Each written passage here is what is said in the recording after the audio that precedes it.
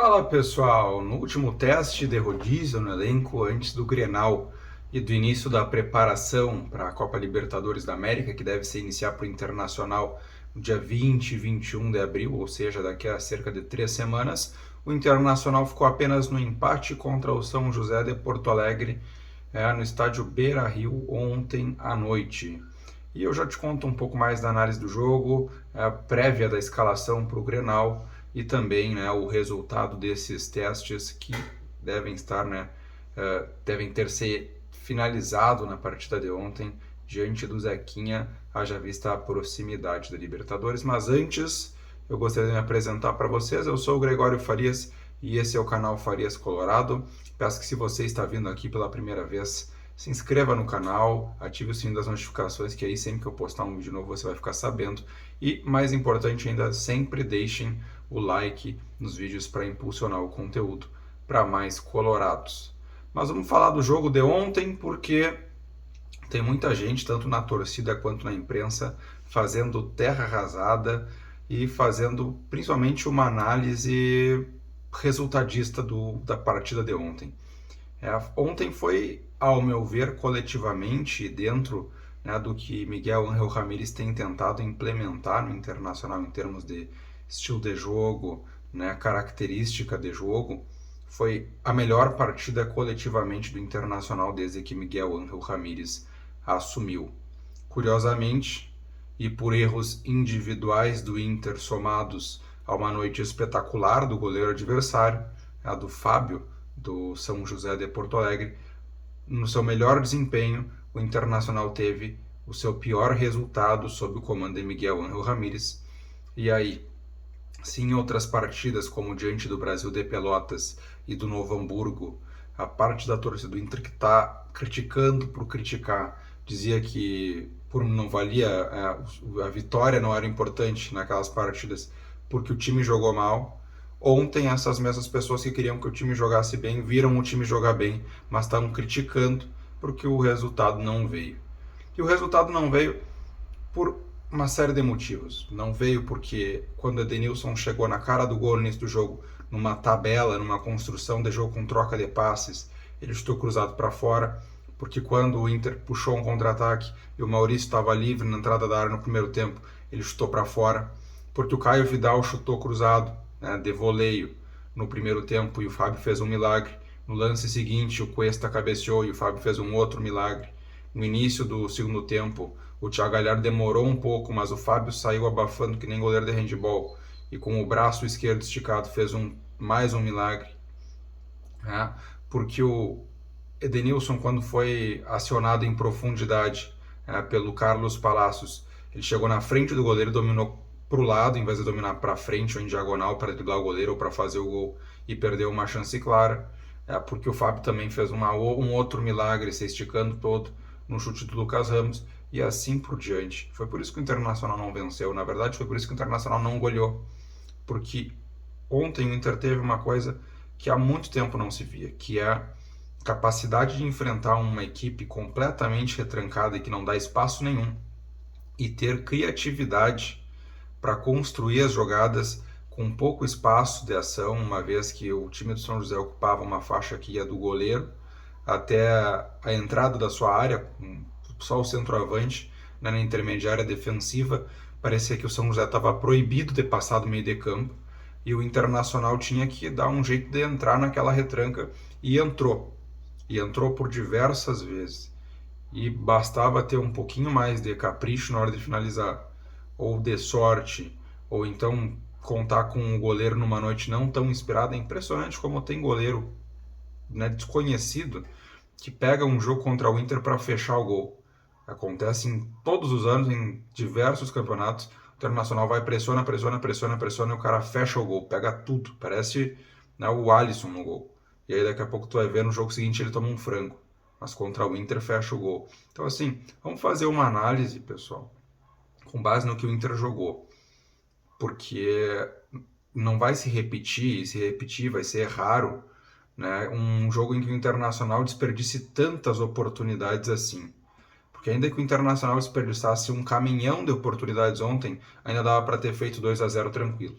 Mas o Inter desperdiçou tudo. aí não é a culpa do treinador, aí é a culpa dos jogadores que, né, foram displicentes na hora de finalizar, com excesso de confiança, ou sei lá o que, ou também pela questão do goleiro, que também estava numa noite impressionante. Mas é muito complicado que tu vai imaginar que o Inter vai ter 72% de posse de bola como teve. Não sofrer risco nenhum de contra-ataque do adversário praticamente na totalidade do jogo. Tirando ali o momento da reta final da partida em que estava com todo mundo dentro do ataque lá para tentar fazer o gol de uma vez. Né? O Inter vai ter 8 chances claríssimas de gol e não vai fazer nenhum. Né? Isso não vai se repetir. É muito difícil que se repita. E se o Internacional conseguir manter esse nível de atuação, né, na maioria das partidas, a tendência é estar muito mais perto de ganhar do que de perder, ou de empatar, como foi o caso ontem.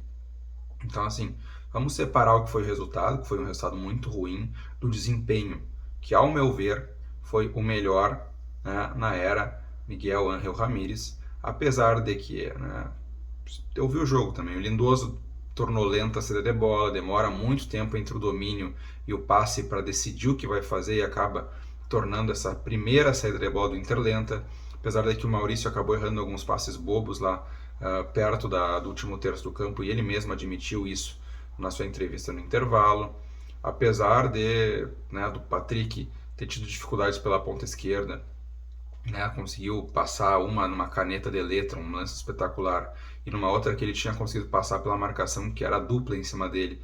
Ele passou no meio dos dois marcadores e sofreu uma falta quase que na risca da grande área, mas um pouquinho era pênalti. Então não dá para desprezar também a atuação do Patrick por ali, porque ele está sendo muito marcado, né, e não só ele, mas principalmente ele, uma vez que o Internacional tem enfrentado adversários cada vez mais fechados.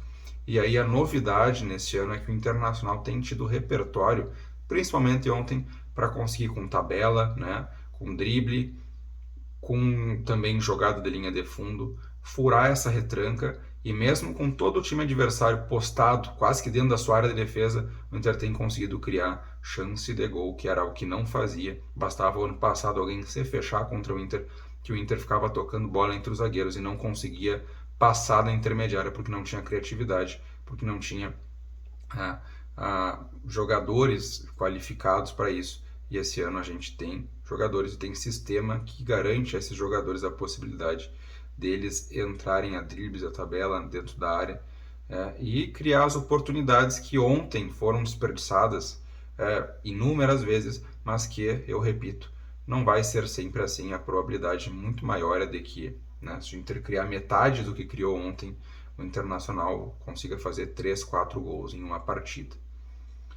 Mas agora tudo é Grenal. Agora é Grenal no fim de semana, no sábado, 10h15 da noite, transmissão em TV aberta, e o Internacional deve enfrentar um Grêmio completo, uma vez que poupou os seus titulares na partida de ontem contra a equipe São Luís, o Grêmio que empatou fora de casa, e agora vai enfrentar o Internacional na Arena OAS com, em tese, o time principal, uma vez que o Grêmio no meio de semana também tem o início da sua eliminação na Copa Libertadores da América contra o Independiente Del Valle, né, e vai precisar estar inteiro para não sofrer uma goleada lá no Equador.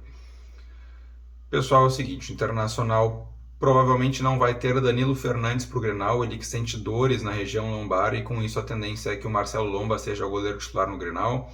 Há uma dúvida muito forte entre Heitor e Rodinei para ser o lateral direito, mas a dupla de zaga em tese está definida, com Zé Gabriel e Victor Cuesta.